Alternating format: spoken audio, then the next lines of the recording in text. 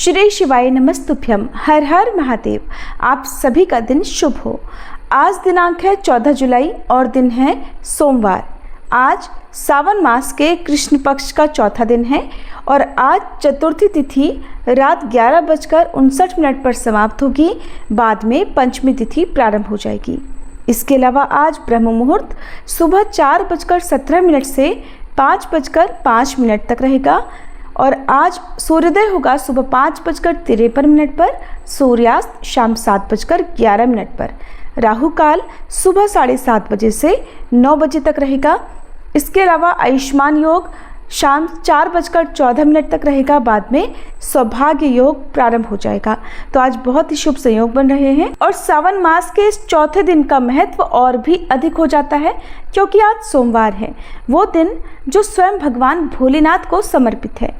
और आज की कथा आरंभ करने से पहले हम भावपूर्वक ध्यान करते हैं उन महाकाल शिव का जो संपूर्ण ब्रह्मांड के अधिपति हैं, माता पार्वती का जो उनकी अर्धांगिनी होकर शक्ति का स्वरूप है। और हम करते हैं एक विशेष प्रार्थना आज के इस अति पुण्यकारी दिवस पर। हे भोलेनाथ, हे प्रभु आशुतोष, आपके चरणों में हमारा ये जीवन समर्पित है। हमें ऐसी भक्ति दीजिए जो स्वार्थ से परे हो, ऐसी आस्था दीजिए जो हर परिस्थिति में अडिग रहे और ऐसा संयम दीजिए जिससे हम कर्तव्य, करुणा और क्षमा को जीवन का मार्ग बना सकें। हे शिव शंकर, हमारे जीवन के भीतर फैले तम को हरिए और आत्मा को प्रकाश से भर दीजिए। आपकी कृपा के बिना न तप पूर्ण होता है न ज्ञान स्थिर। आज के इस दिव्य सोमवार को हमारा हृदय केवल ओम नमः शिवाय से गूंजता रहे, यही हमारी प्रार्थना है। सावन का सोमवार कलयुग में सबसे बड़ा वरदान है। आज का दिन व्रत कथा, जाप और आराधना से शिव कृपा को प्राप्त करने का श्रेष्ठ अवसर है। इस दिन की गई पूजा चाहे कितनी भी सरल हो, अगर श्रद्धा से की जाए तो वह भोलेनाथ को अवश्य प्रसन्न करती है। आप सभी से विनम्र निवेदन है कि सावन मास कथा श्रृंखला के साथ आप अंत तक जुड़े रहें। आज की कथा को भावपूर्वक सुने और इस पुण्य को अपने परिवार और मित्रों तक पहुंचाने के लिए लाइक, कमेंट और शेयर अवश्य करें। आज पहले सुनिए भगवान भोलेनाथ की भक्ति और भक्तों पर कृपा की एक अनोखी कथा। उसके बाद सुनेंगे सावन मास महात्म्य का आज का अध्याय। ऋषि उपमन्यु बड़े प्रेम व्रती थे। दिन रात भगवान की भक्ति किया करते और अपने प्रेम के प्रसून यानी पुष्प भगवान शिव के चरणों में अर्पित किया करते थे। न उन्हें खाने की सुध थी, न विश्राम की चिंता। वृक्षों से गिरे हुए फल ही उनका एकमात्र भोजन था। धरती ही उनकी शैया थी और अंबर यानी आसमान ही उनके लिए छाया के समान था। एक बार ऋषि उपमन्यु परिभ्रमण के लिए निकले। वे घूमते घूमते समुद्र के तट पर चले गए। समुद्र में ऊंची ऊंची लहरें उठ रही थी। भैरव गर्जन हो रहा था। उपमन्यु को वे लहरें प्रकृति के कोमल हाथों के समान लगी और वो भैरव गर्जन मधुर संगीत के समान उन्हें लगने लगा। उन्होंने सोचा, ये जगह तो बड़ी मनोरम है, बस यहीं तप करना चाहिए। ये सोचकर ऋषि उपमन्यु समुद्र के तट पर बालू के कणों के ऊपर आसन बिछाकर बैठ गए और भगवान शिव के ध्यान में मग्न हो गए। कई वर्षों तक ऋषि उपमन्यु इसी तरह से तपस्या करते रहे। उनके इस अखंड तप को देखकर देवराज इंद्र आकुल हो उठे। उन्होंने सोचा, कहीं ऐसा न हो कि उपमन्यु अपने तप की शक्ति से स्वर्ग पर अपना अधिकार जमा ले। अब देवराज इंद्र के मन में ईर्ष्या जाग उठी। वे ऋषि उपमन्यु के तप को डिगाने के लिए कुबेर देवता को साथ लेकर चल पड़े। अब दोनों विचित्र वेश धारण करके समुद्र तट से कुछ दूरी पर ही थे कि उन्हें दो और मनुष्य दिखाई पड़े जो एकदम उन्हीं के समान वेशधारी थे। वे मन ही मन सोचने लगे कि ये दोनों कौन हैं और कहाँ जा रहे हैं। तभी देवराज इंद्र के कानों में डमरू की ध्वनि सुनाई पड़ी। उन्होंने डमरू की ध्वनि को सुनकर सोचा, अवश्य ये शिव जी की ही माया है।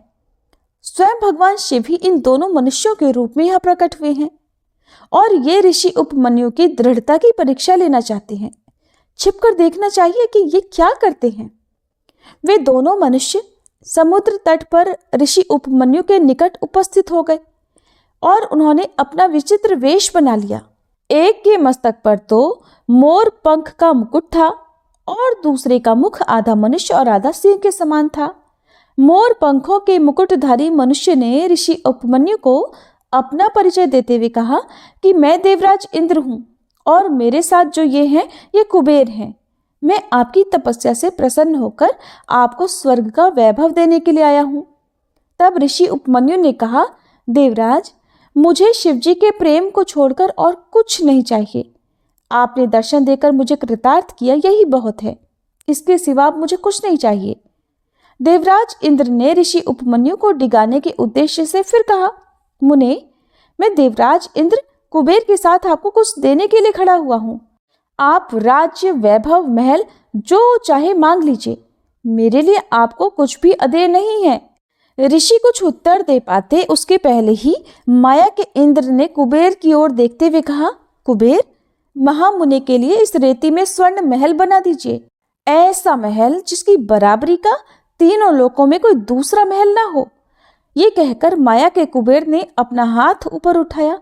देखते ही देखते समुद्र के तट पर दिव्य स्वर्ण महल बनकर तैयार हो गया। ऐसा महल जो सभी प्रकार के सुखों और वैभव से परिपूर्ण था। माया के इंद्र ने ऋषि उपमन्यु की ओर देखते हुए कहा, महामुनि, ये स्वर्ण महल आपके लिए है। बालू के कणों से उठकर अब महल में निवास कीजिए और सभी प्रकार के सुखों का उपभोग कीजिए। लेकिन ऋषि उपमन्यु ने कहा, देवराज, मैं आपकी कृपा से कृतज्ञ हूँ, पर मुझे शिवजी के प्रेम को छोड़कर और कुछ भी नहीं चाहिए। मेरे लिए बालू के ये कण ही कोमल शैया के समान है, धरती ही मेरा बिस्तर है और ये आकाश का वितान ही मेरा घर है। ये सुनकर माया के इंद्र की भौहें टेढ़ी हो गई। उन्होंने सोचा, मेरे दिए हुए इस वैभव को ये ऋषि नकार कैसे सकते हैं, तो क्रोध भरे स्वर में कहने लगे, महामुने, आप मेरा अपमान कर रहे हो। मैं स्वर्ग का अधिपति हूँ और आपके शिव है शमशानवासी। मेरे पास तो स्वर्ग का वैभव है, जबकि आपके नंग धड़ंग शिव के पास तो कुछ भी नहीं है। आप मेरे दिए हुए वैभव को स्वीकार करें, नहीं तो मैं वज्र से आपका मस्तक काट कर फेंक दूंगा। ऐसा कहकर मायावी इंद्र ने अपने हाथ ऊपर उठाए और चमचमाता हुआ एक वज्र उनके हाथ में आ गया। लेकिन ऋषि उपमन्यु बिल्कुल भी विचलित नहीं हुए, भयभीत नहीं हुए और दृढ़ता पूर्वक बोले, देवराज, मैं सब कुछ सुन सकता हूं, पर अपने आराध्य देव की निंदा मैं नहीं सुन सकता। आपको अपने वज्र का अभिमान है, तो मुझे भी शिव जी के प्रेम का बल है। मैं अभी प्रेम की शक्ति से आपके वज्र को खंड खंड किए देता हूं। ऐसा कहकर ऋषि ने कमंडल का जल हाथ में लिया और वे भगवान शिव के ध्यान में डूबकर हाथ का जल वज्र पर फेंकना ही चाहते थे कि भगवान शिव अपने वास्तविक रूप में वहां प्रकट हो गए और उन्होंने कहा, बस कीजिए महामुनि, बस कीजिए। मैं तो आपके प्रेम पर मुग्ध हो गया हूं। आपने अपने प्रेम से मुझे जीत लिया है। अब आप मेरे साथ मेरे गण के रूप में रहिए। ऋषि उपमन्यु प्रेम से गदगद होकर भगवान शिव के चरणों में लौट गए। फिर भगवान शिव ने उन्हें उठाकर अपने हृदय से लगा लिया। देवराज इंद्र और कुबेर देव जो अभी तक छुपे हुए थे प्रकट हो गए और सम्मिलित स्वरों में भगवान शिव की जय जयकार करने लगे। सभी मिलकर प्रेम से बोलिए, भोले शंकर भगवान की जय। अब सुनिए आज का महात्म्य। महादेव जी कहते हैं कि देवी, जितने भी ग्रह दोष और भूत दोष हैं और जो भी डाकिनियाँ, प्रेत, विताल, राक्षस, ग्रह, पूतनाएं, पिशाच, यातुधान, मातृकाएं, नवजात शिशुओं का अपहरण करने वाली राक्षसियाँ, बाल ग्रह, वृद्ध ग्रह, ज्वर रूपी ग्रह, अतिसार, भगंदर, पथरी रोग, अन्य सहस्त्रों रोग, दुर्नामिका अर्थात बवासीर, कोढ़ या फिर अन्य रोग व्याधियां हैं, वे सभी सोमनाथ के समीप जाकर उनका दर्शन करने से उसी प्रकार नष्ट हो जाते हैं जैसे जलती हुई आग में डाला हुआ ईंधन तुरंत ही जलकर भस्म हो जाता है। देवेश्वरी, सोमेश्वर नाम से प्रसिद्ध ये जो पश्चिम भैरव हैं, कालाग्नि रुद्रनाथ, जिनका नामांतर सुना गया है, उनमें मैं स्वयं ही भक्तों पर कृपा करने के लिए निवास करता हूँ। उस सोमेश्वर लिंग में स्थित होकर मैं मनुष्यों के सभी पापों को भक्षण कर लेता हूँ। देहधारियों के देह में विचरण करने वाला जो प्राण है, उसी के समान जो सबका प्राण है, ये ब्रह्मांड जिसके भीतर स्थित है और जो एक होकर भी अनेक रूपों में व्यक्त है, वही शिव स्वरूप मैं भक्तों पर कृपा करने के लिए सोमनाथ लिंग में निवास करता हूँ। संपूर्ण वेद और महर्षिगण जिनकी प्रशंसा करते हैं और जिनके द्वारा परब्रह्म के स्वरूप की प्राप्ति होती है, वे ही ये सोमनाथ महादेव प्रभास तीर्थ में विराजमान हैं।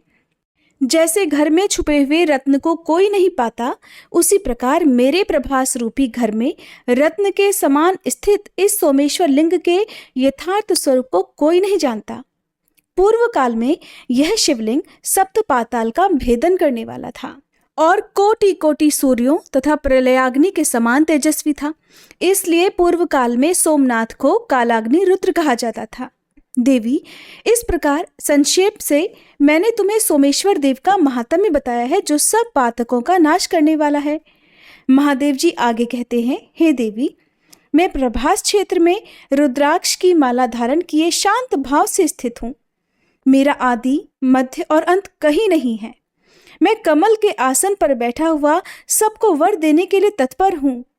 हिम, कुंद और चंद्रमा के समान सदृश मेरा गौरवर्ण है। मेरे वाम भाग में श्री विष्णु तथा दक्षिण भाग में ब्रह्मा जी विराज रहे हैं। मेरे उदर में चारों वेद और हृदय में सनातन ब्रह्म स्थित है।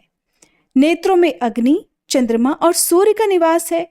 महादेवी, ऐसे स्वरूप से मैं प्रभास क्षेत्र में रहता हूँ।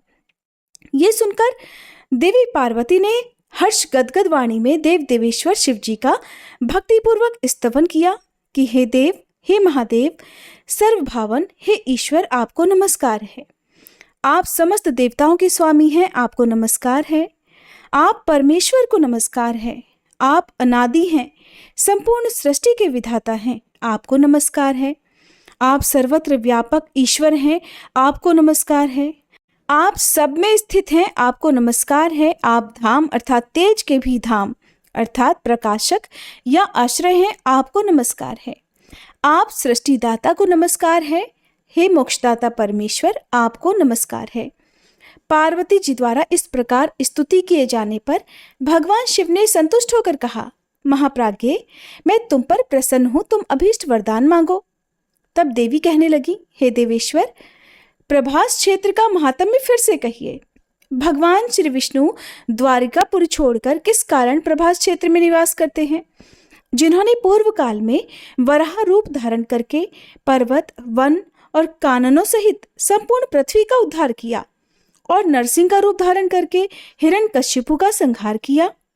वेद जिन्हें प्रत्येक युग में सहस्त्रों चरण, सहस्त्रों नेत्र तथा सहस्त्रों मस्तक वाले कहकर उनकी स्तुति करते हैं, ब्रह्मा जी का निवास भूत पद्म जिनकी नाभि से प्रकट हुआ है, जो क्षीर समुद्र के उत्तर भाग में शाश्वत योग का आश्रय लेकर शयन करते हैं, जो युगांत का भी अंत करने वाले तथा लोकांतकारी अंत के भी अंतक हैं, लोक मर्यादाओं की रक्षा करने वाले सेतु हैं, वेद वेताओं के भी ज्ञाता हैं और उत्पन्न होने वाले सभी प्राणियों के स्वामी हैं, जो मनुष्यों के आदि प्रवर्तक, मनु तथा तपस्वी जनों के तप हैं, तेजस्वी पुरुषों के तेज और गतिमानों की गति हैं।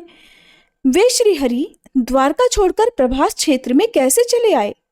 तब महादेव जी कहने लगे, देवी, पृथ्वी पर अनेकों तीर्थ हैं, अनेकों क्षेत्र हैं और उन सब में असंख्य प्रभाव हैं, किंतु प्रभास तीर्थ का प्रभाव उन सब से बढ़कर है। ब्रह्म तत्व, विष्णु तत्व और रुद्र तत्व, इन तीनों की प्रभास में ही एकत्र उपलब्धि होती है और किसी क्षेत्र में ऐसा सुयोग दुर्लभ है। प्रभास में लोक पितामह ब्रह्मा जी 24 तत्वों के साथ रहते हैं। दैत्यों के संहारक देवाग्रगण भगवान विष्णु 25 तत्वों के अधिपति होकर इस तीर्थ में हैं और मैं 36 तत्वों से संयुक्त होकर तुम्हारे साथ प्रभास में निवास करता हूँ। शुभे, इस प्रकार तुम केवल प्रभास तीर्थ को ही तत्वमय और सर्वतीर्थमय समझो। स्त्री, मलेच्छ, शूद्र, पशु, पक्षी और मृग जो भी प्रभास क्षेत्र में मरते हैं, सभी शिव जी के लोक में जाते हैं। महादेव जी कहते हैं कि देवी, दक्षिण में समुद्र से लेकर उत्तर में सूर्यपुत्री कौरवेश्वरी नदी तक का जो क्षेत्र है, उसके भीतर मैं ही क्षेत्रज्ञ रूप से निवास करता हूँ। मेरा ग्रह रूप ये तीर्थ सूर्य नारायण की किरणों से प्रभासित होता है, इसलिए इस कल्प में प्रभास नाम से विख्यात हुआ है। जो श्रेष्ठ मनुष्य वहां अर्क अर्थात पूज्य रूप सूर्य का दर्शन करता है, वह सब पापों से मुक्त होकर सूर्य लोक में प्रतिष्ठित होता है। उसने मानो सब तीर्थों में स्नान कर लिया, समस्त बड़े बड़े यज्ञों द्वारा यजन कर लिया और सभी दान दे दिए और संपूर्ण गुरुजनों को भी संतुष्ट कर लिया। उसी सूर्यदेव के समीप अग्निकोण में थोड़ी ही दूरी पर सिद्धेश्वर शिव विराजमान हैं। उनका त्रैलोक्य पूजित लिंग सभी प्रकार की सिद्धियों को देने वाला है। प्राचीन सतयुग में उसका नाम जैगिश्वेश्वर था, वही कलयुग में सिद्धेश्वर नाम से प्रसिद्धि को प्राप्त हुआ। देवी, उसका दर्शन करके मनुष्य सभी सिद्धियों को प्राप्त कर लेता है। सूर्य के दक्षिण और नैऋत्य कोण में थोड़ी ही दूर पर एक पाताल विवर है। वहीं पर पूर्व काल में मंदेह तथा शाल कंटकट नामक राक्षस सूर्य नारायण के तेज से दग्ध होकर पाताल लोक में भाग गए। वहां पर योगिनियां तथा ब्राह्मी आदि मातृकाएं रक्षा करती हैं। पूर्व कल्प में महोदय नाम से प्रसिद्ध एक शिवलिंग अपने आप ही प्रकट हुआ। महात्मा जैगिशव्य उसका पूजन करने लगे। वे अपने सभी अंगों में भस्म लगाते और भस्म पर ही सोया करते थे। उन्होंने जप, तप, वृक्ष के समान नाद तथा नृत्य और गीतों के द्वारा महोदय शिव को संतुष्ट कर लिया।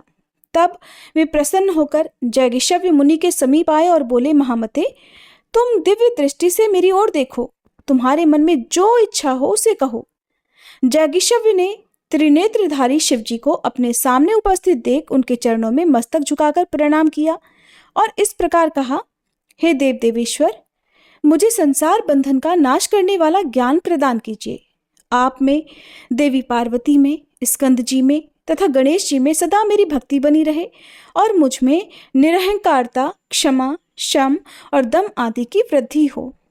तब उन महादेव जी ने कहा कि तुम अजर अमर सब शोकों से रहित महान योगी, अत्यंत शक्तिशाली तथा योग के ऐश्वर्य से युक्त होगे। योगाचार्य के रूप में तुम्हारी प्रसिद्धि होगी। जो तुम्हारे द्वारा पूजित इस शिवलिंग का पूजन करेगा वह सब पापों से मुक्त होकर दिव्य योग को प्राप्त हो जाएगा। जो द्विज योग के लिए जैगिशव्य गुहा का आश्रय लेगा वह 7 रात में योग युक्त हो जाएगा और इस संसार से तर जाएगा। 1 मास के बाद उसे पूर्व जन्म का ज्ञान हो जाएगा। 1 रात में उसे शुद्ध गति प्राप्त होगी। दूसरी रात में वह पितरों को तार देगा और 3 रात में वह समस्त पितरों को तारने की शक्ति भी प्राप्त कर लेगा। इस प्रकार वरदान देकर भगवान शिव वहीं अंतर्ध्यान हो गए। देवी, इस युग में द्वापर आने पर जब कलयुग का प्रवेश हुआ, तब उस समय बालखिल्य नाम वाले महर्षियों ने प्रभास क्षेत्र में सूर्य स्थल के पास आकर जैगिशव्य गुहा में निवास करने वाले देवेश्वर शिव जी की आराधना की। वे 88,000 ऊर्ध्वरेता ऋषि 10,000 वर्षों तक तपस्या करके प्रमोदमयी सिद्धि को प्राप्त हो गए। तब से वह जैगिश्वेश्वर लिंग सिद्धेश्वर निम से विख्यात हो गया। जब सोमवार के साथ कृष्ण पक्ष की शिव चतुर्दशी आती है, उस समय सिद्धेश्वर देव का दर्शन अत्यंत दुर्लभ हो जाता है। देवेश्वरी, सिद्धेश्वर लिंग के आगे 3 धनुष की दूरी पर सूर्य सारथी अरुण के द्वारा स्थापित एक सिद्ध लिंग है, जो कलयुग के सभी पापों का नाश करने वाला है।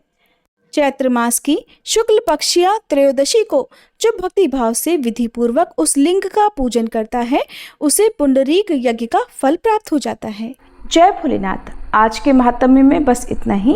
अब हम सभी शिव चालीसा का पाठ और आरती से पहले हम सभी भगवान शिव के द्वादशाक्षर नामों का जाप करेंगे। ओम सोमनाथाय नमः, ओम मल्लिकार्जुनाय नमः, ओम महाकालेश्वराय नमः, ओम ओंकारेश्वराय नमः, ओम वैद्यनाथाय नमः, ओम भीमाशंकराय नमः, ओम रामेश्वराय नमः, ओम नागेश्वराय नमः, ओम विश्वनाथाय नमः, ओम त्र्यंबकेश्वराय नमः, ओम केदारनाथाय नमः, ओम कृष्णेश्वराय नमः। जय गणेश गिरिजा सुवन मंगल मूल सुजान, कहत अयोध्या दास तुम देहु अभय वरदान।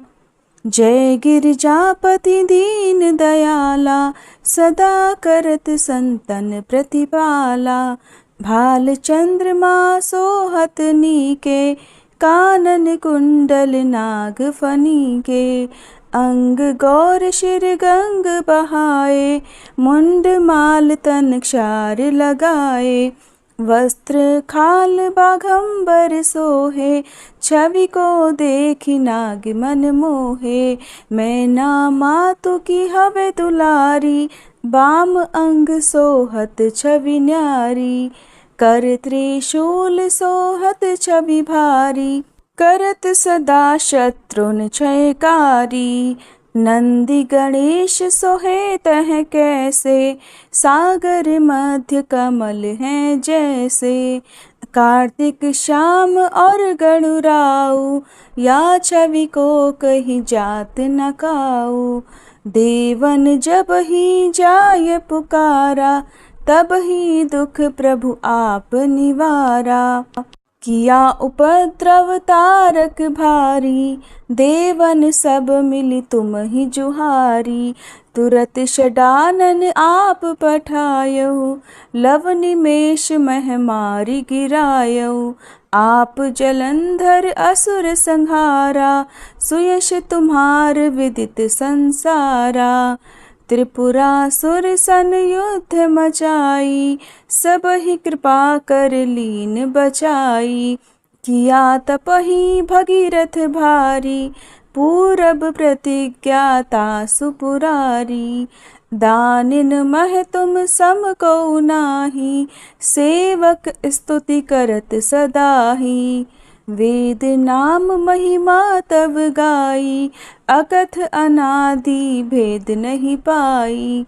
प्रकटी उदधि मंथन में ज्वाला, जरत सुरासुर भये विहाला। कि नहीं दया तह करी सहाई, नीलकंठ तब नाम कहाई। पूजन रामचंद्र जब कीन्हा, जीत के लंक विभीषण दीन्हा। सहस कमल में हो रहे धारी, कीन्ह परीक्षा तब ही पुरारी। एक कमल प्रभु राखे उजोई, कमल नयन पूजन चह सोई। कठिन भक्ति देखी प्रभु शंकर, भय प्रसन्न दिए इच्छित वर। जय जय जय अनंत अविनाशी, करत कृपा सबके घटवासी। दुष्ट सकल नित मोहि सतावे, भ्रमत रहो मोहि चैन न आवे। त्राहि त्राहि मैं नाथ पुकारो, ये ही अवसर मोहि आन उबारो। ले त्रिशूल शत्रुन को मारो, संकट से मोहि आन उबारो। मात पिता भ्राता सब होई, संकट में पूछत नहीं कोई। स्वामी एक है आस तुम्हारी, आये हरहु मम संकट भारी। धन निर्धन को देत सदा ही, जो कोई जाचे सो फल पाही। स्तुति के ही विधि करे तुम्हारी, क्षमहु नाथ अब चूक हमारी।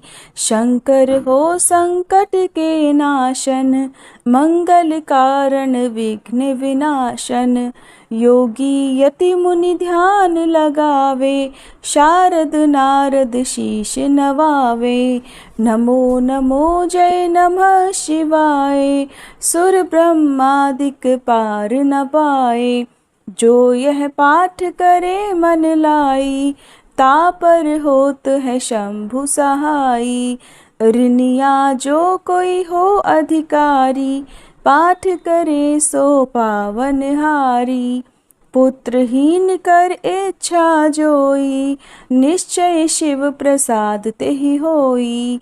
पंडित त्रयोदशी को लावे, ध्यान पूर्वक होम करावे। त्रयोदशी व्रत करे हमेशा, ताके तन नहीं रहे कलेशा। धूप दीप नैवेद्य चढ़ावे, शंकर सम्मुख पाठ सुनावे। जन्म जन्म के पाप नसावे, अंत धाम शिवपुर में पावे। कहे अयोध्या दास आस तुम्हारी, जानी सकल दुख हरहूँ हमारी। नित नेम कर प्रातः ही पाठ करो 40, तुम मेरी मनोकामना पूर्ण करो जगदीश। मगसर छठी है मंत्र ऋतु, संवत 64 जान, स्तुति 40 शिव ही पूर्ण कीन कल्याण। ओम जय शिव ओमकारा, स्वामी जय शिव ओमकारा। ब्रह्मा विष्णु सदा शिव, ब्रह्मा विष्णु सदा शिव, अर्धांगी धारा। ओम जय शिव ओमकारा। एकानन चतुरानन पंचानन राजे, स्वामी पंचानन राजे। हंसासन गरुड़ासन वृषवाहन साजे। ओम जय शिव ओमकारा। 2 भुज 4 चतुर्भुज, 10 भुज अति सोहे, स्वामी 10 भुज अति सोहे। त्रिगुण रूप निरखता, त्रिभुवन जन मोहे। ओम जय शिव ओमकारा। अक्षमाला वनमाला मुंडमाला धारी, स्वामी मुंडमाला धारी। चंदन मृग मद सोहे, भाले शशिधारी। ओम जय शिव ओमकारा। श्वेतांबर पीतांबर बाघांबर अंगे, स्वामी बाघांबर अंगे। सनकादिक गरुड़ादिक भूतादिक संगे। ओम जय शिव ओमकारा। कर के मध्य कमंडल चक्र त्रिशूलधारी, स्वामी चक्र त्रिशूलधारी। सुखकारी दुखहारी जग पालनकारी। ओम जय शिव ओमकारा। ब्रह्मा विष्णु सदा शिव, जानत अविवेका, स्वामी जानत अविवेका। प्रणवाक्षर में शोभित ये तीनों एका। ओम जय शिव ओमकारा। त्रिगुण स्वामी जी की आरती जो कोई नर गावे, स्वामी जो कोई नर गावे। कहत शिवानंद स्वामी, रटत भोलानंद स्वामी, सुख संपत्ति पावे। ओम जय शिव ओमकारा। ओम जय शिव ओमकारा, स्वामी जय शिव ओमकारा। ब्रह्मा विष्णु सदा शिव, अर्धांगी धारा। ओम जय शिव ओमकारा।